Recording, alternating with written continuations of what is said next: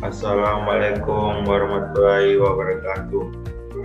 Perkenalkan, nama saya Michael Fernando, staf M551-121. Pada kali ini saya akan menjelaskan tentang Application Programming Interface atau biasa disingkat API.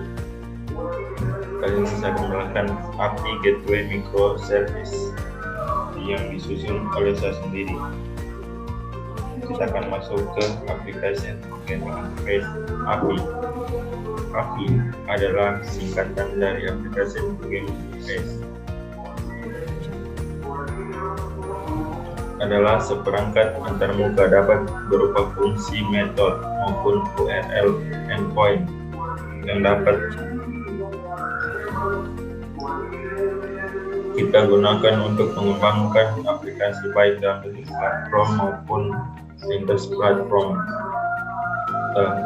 cross platform. API dapat menerima permintaan request dari perangkat lunak lainnya seperti mobile apps maupun website yang memberikan pelayanan pertukaran data. Dengan menggunakan API, kemungkinan para developer untuk mengintegrasikan dan mengizinkan dua aplikasi yang berbeda dapat saling terhubung secara bersamaan. Tujuan API sendiri adalah untuk mempercepat pembuatan suatu aplikasi karena developer tidak perlu lagi menulis kode program dari awal atau dari nol. API juga disediakan oleh sebuah platform untuk dapat mengakses fitur dari program tersebut. Salah satu contoh dari API lintas platform yaitu API Twitter dan Facebook, di mana memungkinkan Anda untuk mengakses data pengguna platform tersebut ke aplikasi kita. Selanjutnya kita masuk ke fungsi-fungsi API.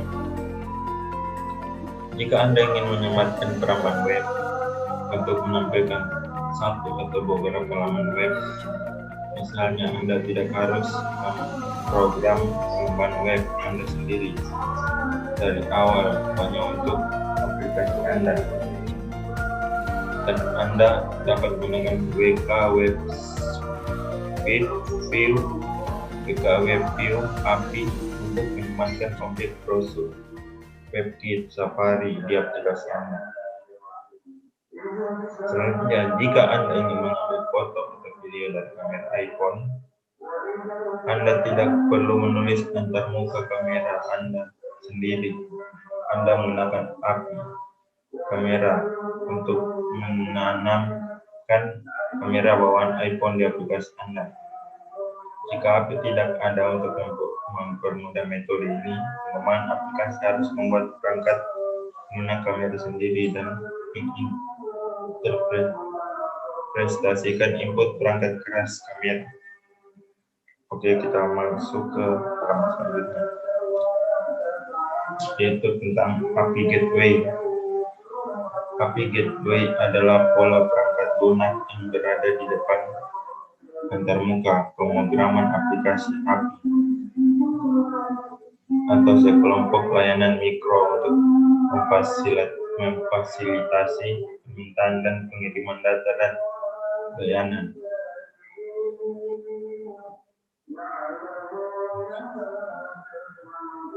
Peran utamanya adalah bertindak sebagai titik masuk, tinggal, dan proses standar untuk interaksi antara aplikasi data dan layanan organisasi serta pelanggan internal dan eksternal. Gerbang API juga dapat melakukan berbagai fungsi lain untuk mendukung dan mengelola penggunaan API, mulai dari autentikasi hingga pembatasan kecepatan hingga analitik. Kemampuan luas ini menjadikan gerbang API sebagai bagian penting dari strategi API perusahaan. Keuntungan API Gateway. Yang pertama, lebih aman karena satu gerbang. Kedua servis tidak perlu mengimplementasikan proses autentikasi, cukup dilakukan di API Gateway. Yang ketiga, API Gateway juga bisa digunakan sebagai load balancer. Yang ketiga, bisa digunakan sebagai rate limiter. Yang keempat, bisa digunakan sebagai pengaman sehingga error dari servis tidak terekspos.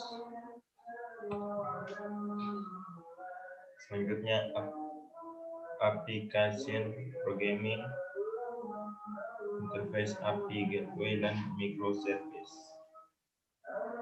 Oke, pada kali ini saya menjelaskan tentang API Gateway merupakan pemrograman yang berada di depan application programming interface API yang menangani terjemahan protokol pemrograman.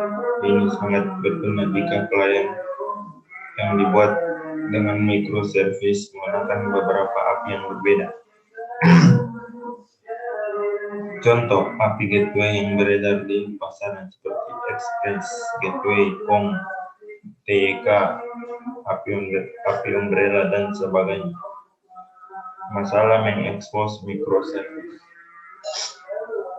Semua service bisa diakses dari luar. Jika butuh autentikasi untuk diimplementasikan di semua service, rawan terjadi kebocoran data. Berikut adalah kelebihan Microsoft Service. Yang pertama, aplikasi scalable, secure, dan reliable. Yang kedua, tidak ada hambatan untuk menggunakan teknologi baru. Tiga, setiap service berdiri sendiri. Yang keempat, setiap service berdiri sendiri. Dan berikut kekurangannya. Kekurangan Microsoft Service. Ketika satu entity pada database berupa maka di setiap entity yang sama di setiap database service satu. Kedua, untuk beberapa kasus sulit menerapkan perubahan service, jadi perlu perancangan yang matang. Yang ketiga, perlu automation yang tinggi dan dalam melakukan deployment. Keempat, deployment yang kompleks, perlu konfigurasi untuk menjalankan setiap service karena memiliki runtime yang berbeda. Tidak seperti aplikasi monolitik, tinggal upload, deploy, dan beres. Sini yang bisa kita simpulkan dari yang kita sudah bacakan tadi, yaitu API adalah sekumpulan definisi dan protokol untuk membangun dan mengintegrasikan perangkat lunak aplikasi. Mengenai API Gateway, yaitu sebuah pemrograman yang berada di depan application programming interface API yang menangani terjemahan protokol dan microservice adalah sebuah pendekatan untuk mengembangkan aplikasi dengan rangkaian servis-servis yang kecil. Ya, sekian penjelasan dari saya tentang application programming interface atau API Gateway microservice. Bila ada salah kata, mohon dimaafkan. Assalamualaikum warahmatullahi wabarakatuh. Waalaikumsalam.